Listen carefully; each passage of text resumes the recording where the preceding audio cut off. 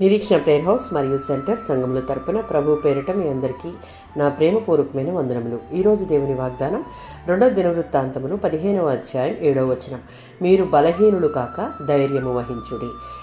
యెహోషువ గ్రంథం 1వ అధ్యాయం 7-9 వచనాలలో మోషే తరువాత ఇశ్రాయేలీయులకు నాయకుడిగా ఉండి ఏ రీతిగా నడిపించాలి అన్న ఆలోచనతో మనసు బలహీనమై ఉండగా ఆ దేవుడు యెహోషువతో, నువ్వు ధైర్యం కలిగి ఉండి నా సేవకుడు నీకు ఉపదేశించిన ఉపదేశమంతా జాగ్రత్తగా పాటించు, దాని నుండి కుడికి గాని ఎడమికి గాని తొలగిపోకు, అప్పుడు నీవెక్కడికి వెళ్ళినా నీకు విజయం చేకూరుతుంది. 9వ వచనంలో మరొకసారి దేవుడు యెహోషువతో, నువ్వెక్కడికి వెళ్ళినా నేను నీతో ఉంటానన్న విషయాన్ని జ్ఞాపకం ఉంచుకో, ఏ విషయంలో భయపడకు, నీ మనసును బలహీనపడనీయక ధైర్యం కలిగి ముందుకు కొనసాగమని సెలవిస్తూ ఉన్నాడు. 27వ సంకీర్తన 14వ చరణం.